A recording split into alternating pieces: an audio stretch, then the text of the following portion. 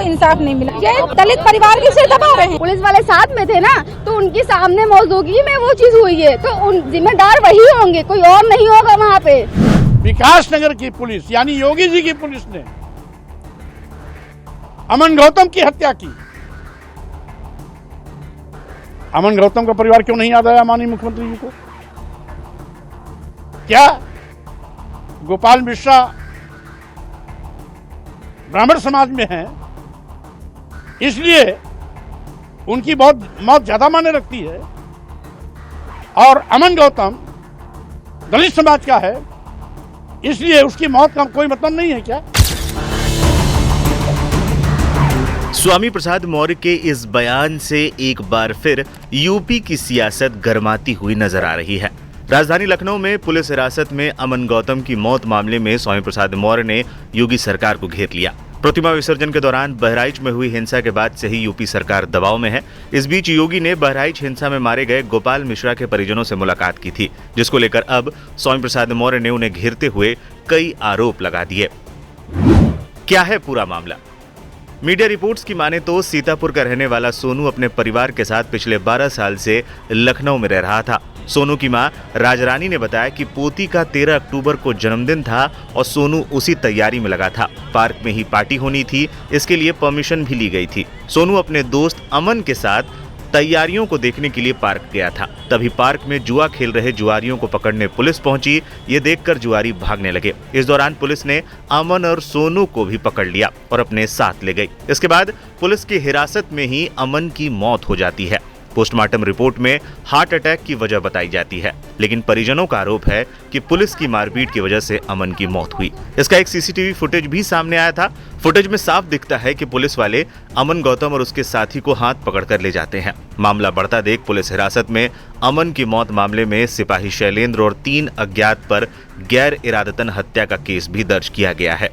मामले पर सपा प्रमुख अखिलेश यादव ने भी सोशल मीडिया प्लेटफॉर्म एक्स पर लिखा था। उन्होंने पोस्ट किया था कि मोहनलालगंज में एक युवा दलित की पुलिस हिरासत में मौत का आरोप हो या बस्ती में एक नाबालिग को चोर साबित करने के लिए पीटने का उसके 70 वर्षीय नाना से 1 लाख रुपए वसूली का मामला। हर मामले में दलित समाज प्रभुत्ववादियों के निशाने पर है। इससे पहले शनिवार शाम को बसपा सुप्रीमो मायावती ने भी एक्स पर पोस्ट पर लिखा, यूपी की राजधानी लखनऊ में एक दलित युवक की पुलिस बर्बरता से हुई मौत अति दुखद है। सरकार को दोषी पुलिसकर्मियों के खिलाफ सख्त कार्रवाई करनी चाहिए और पीड़ित परिवार की हर संभव मदद करनी चाहिए। बता दें, इससे पहले नगीना से सांसद और भीम आर्मी चीफ चंद्रशेखर आजाद भी अमन गौतम के परिवार से मिलने पहुंचे थे।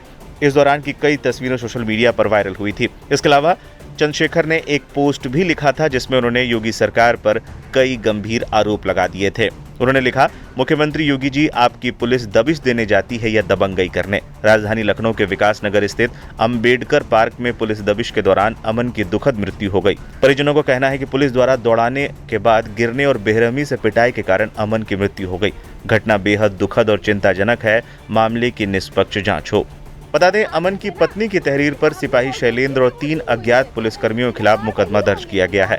चंद्रशेखर के बाद मोहनलालगंज से सपा सांसद आर.के. चौधरी और अनुराग भदौरिया भी पीड़ित परिवार से मिलने पहुंचे थे। उन्होंने भी मुआवजा और सरकारी नौकरी देने की मांग की। अमन गौतम निहायत सीधा साधा निर्दोष व्यक्ति था। आज तक किसी भी थाने चौकी में उसके खिलाफ कोई छोटी भी शिकायत नहीं है। विकासनगर पुलिस की दरिंदगी का शिकार अमन गौतम हुआ और विकासनगर की बर्बरतापूर्ण पिटाई से उसकी मौत हुई। आज उसके परिवार में उसकी विधवा पत्नी है, 4 साल की बच्ची है, अनाथ पूरा परिवार हो गया है।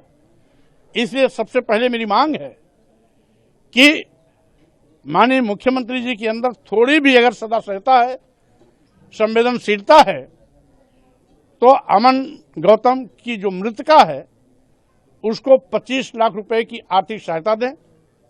साथ ही साथ विकास नगर पुलिस इस पूरे मामले पर लीपापोती करने पर तुली हुई है। इसलिए मेरी दूसरी मांग है, अमन गौतम के हत्या की जांच सीबीआई से कराई जाए, जिससे कि सही मायने में जो दोषी हैं वो कटघरे में खड़े हो सके। आज ये सरकार पुलिस को बचाना चाहती है, अपराधियों को बचाना चाहती है, अमन गौतम के हत्यारों को बचाना चाहती है। इसलिए यूपी की पुलिस से न्याय मिलना की उम्मीद नहीं की जा सकती। कम से कम सीबीआई स्तर से इसकी जांच होनी चाहिए, जिससे कि हत्यारों के खिलाफ कार्रवाई की जा सके और जो पुलिसकर्मी दोषी हैं उनको कानूनी सजा दिलाया जा सके। जिन लोगों ने मुस्लिम घरों पर तोड़ करके झंडा गिराया और उनका बारजा गिराया, उन पर कार्रवाई क्यों नहीं? तो स्वाभाविक रूप से ये बहुत भेदभावपूर्ण कार्रवाई जब तक चलती रहेगी तब तक लॉ एंड ऑर्डर मेंटेन नहीं हो पाएगा। कानून व्यवस्था को दुरुस्त करने के लिए निष्पक्ष होना पड़ेगा, क्योंकि मुख्यमंत्री एक जाति वर्ग विशेष के नहीं है, वो पूरे उत्तर प्रदेश के हैं। तमाम पीड़ित आए थे बहराइच के मुलाकात करने मुख्यमंत्री आवास पर, तो स्वाभाविक रूप से वो बुलाया गया था। अगर गोपाल मिश्रा की गोली से मौत हुई, घटना दुखद है, हमारी भी संवेदना उसके साथ है। माननीय मुख्यमंत्री जी उसको बुलवा के मिल भी रहे हैं परिवार को, लेकिन यहां पर विकासनगर की पुलिस यानी योगी जी की पुलिस ने अमन गौतम की हत्या की। अमन गौतम का परिवार क्यों नहीं याद आया माननीय मुख्यमंत्री जी को? क्या गोपाल मिश्रा ब्राह्मण समाज में हैं, इसलिए उनकी मौत ज्यादा मायने रखती है, और अमन गौतम दलित समाज का है, इसलिए उसकी मौत का कोई मतलब नहीं है क्या? उसकी मौत का कोई कीमत नहीं है क्या? तो स्वाभाविक रूप से संवेदनशीलता के साथ अमन गौतम के परिवार को 25 लाख रुपए की आर्थिक सहायता देने की मुख्यमंत्री जी को घोषणा करनी चाहिए और साथ ही साथ इस पूरे मामले की जांच सीबीआई से कराना चाहिए। बहराइच में जिस तरह से दो समुदाय के बीच कहीं ना कहीं देखा गया है हिंसा का एक रूप, अभी की जो स्थिति है कहीं ना कहीं सामान्य हो गई, इस पूरे स्थिति को लेकर आप क्या कहना चाहते हैं? इसके लिए माननीय मुख्यमंत्री जी को खुद गंभीर होना पड़ेगा। वो कहते तो हैं कि लोगों की आस्था का ध्यान रखना चाहिए, लोगों की भावनाओं का सम्मान करना चाहिए, दूसरे धर्म से छेड़छाड़ नहीं करनी चाहिए, लेकिन बहराइच में हुआ क्या? बहराइच में मुस्लिम बस्ती के घरों पर चढ़ करके मोहम्मद साहब के जन्मदिन पर लगाए गए हरे झंडे को किस तरीके से नोचा गया, तोड़ा गया, और साथ ही साथ उसके छत का बारजा गिराया गया। गिराने वाले लोग जय बजरंगबली का नारा लगा रहे थे, नीचे खड़ी भीड़ भी जय बजरंगबली का नारा लगा रही थी। आखिर क्या जय बजरंगबली का नारा किसी के घर पर चढ़ करके तोड़फोड़ करने का लाइसेंस है क्या?